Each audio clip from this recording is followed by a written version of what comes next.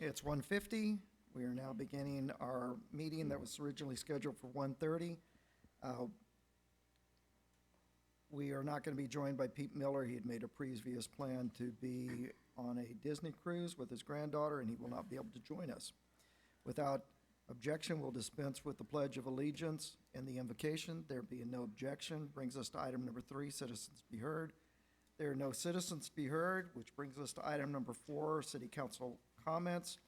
Without objection, we'll dispense with city council comments, which brings us to item number 5, regular agenda items. Discussion action resolution R 2026-006, authorizing the application of a peace officer a mental health program grant, which will provide services and assistance directly to peace officers to address direct and indirect trauma that occurs in the course of their normal duties, either as the result of a commission of a crime by other persons or in response to an emergency. Chief? All right, good afternoon, council. Thank you very much for taking time out of your day today. Sorry we had to come to this special council meeting on today, but ACOG has given us a hard deadline of 5 p.m. tonight to submit a grant. We're simply asking for the approval of a resolution authorizing the department to apply for a grant for the Peace Officer Mental Health Program.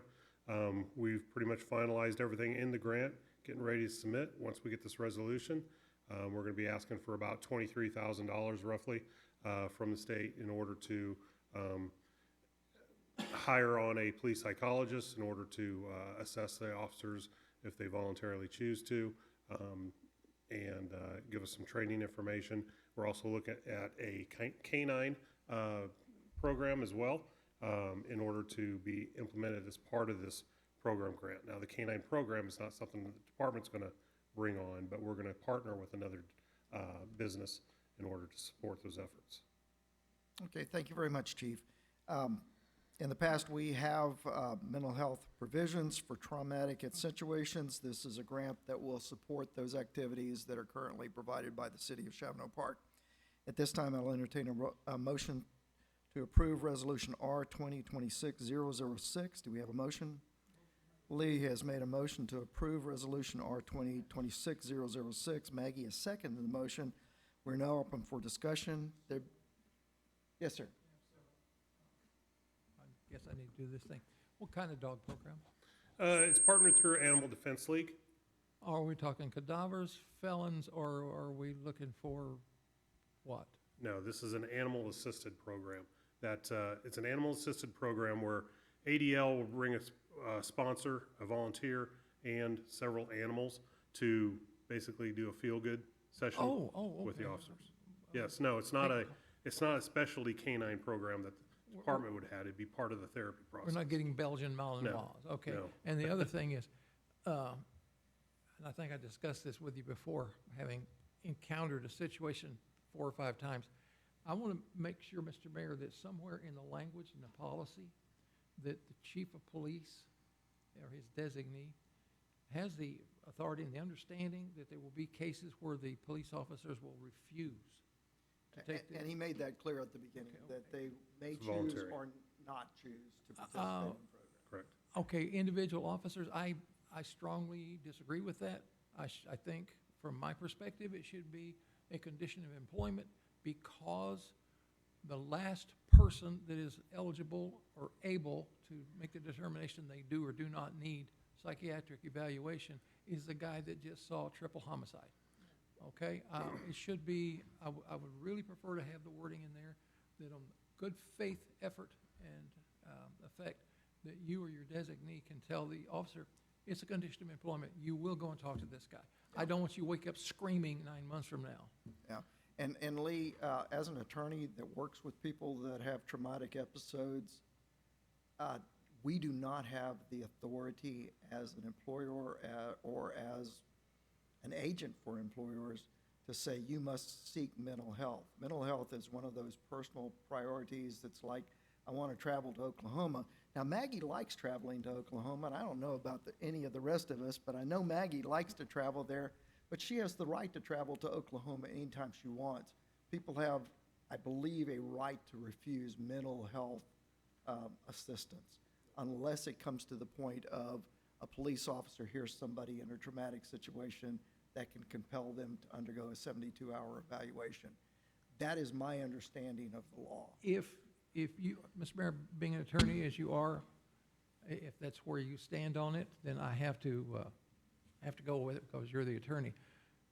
But I would like to have some ongoing research into this to see if it's changed. Yeah. Because with all due respect, sir, out of the situation that happened in Livonia 12 years ago with Sutherland Springs,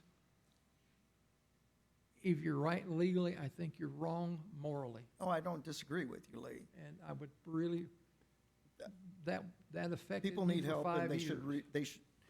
we ought to be able to help people even though they have no common sense. But we can check on that. That would actually go into something we can discuss when we come up to our February meeting and we're talking about our employment policies. It would be a part of our employment policies and not a condition of this grant application at all. Oh, no, it's not, nothing to do with this. It's Okay. a follow-on as to a policy The at hand. stipulations of the grant are that it is not a fit-for-duty assessment situation. It has to be voluntary. We can't force them to do it. That's the stipulations of the grant itself. Oh, truly, okay. Okay, All right, well, I'm answered, thank you. okay. Anything further? Well, I could So- say that for this program and this grant, the stipulations are clear. We can still research, as a policy that the police department has outside of this grant, if there is a determination that someone should go be evaluated, we can still look at that and see what our left and right limit is on what we can and can't do. I think we should do that, because I Okay. agree with Lee on that. Sometimes the person, the least qualified person, and it's like all these problems, they're going to deny they have an issue, but they, a lot of times they do. We do currently have that they are required to attend, they are not required to participate. So I can send them to see a therapist as a supervisor, as a disciplinary, or as an evaluation. They're not required to participate, so if they want to spend their hour on the clock sitting there with their arm crossed and not taking advantage of the resources that are offered to them, that's up to them. So we're not forcing them to do, like you said, it may be against their religion, it may be against their beliefs. Thank you. but- That's well put, and I understand from the traditional standpoint of San Antonio or Bear County or whatever, the minute you say, I gotta go talk to the shrink, your career is over with. Those days, thankfully, are so long gone. And in my own family, both my brothers with SAPD, both of them staggered attendance and went there. Each one of them in third year had to kill a man who tried to kill them first. My younger brother was shot twice, and he returned fire, and he survived, and the other guy didn't. And there wasn't, if he dared not to go and say, I'd really like to talk to somebody, he would have never retired as the assistant chief of police, is what he did. And he died with that ghost on him. So if they want to sit there and not participate, if that's an avenue open for them, I'll be somewhat mollified by that fact because we gave them the path. They chose not to walk it.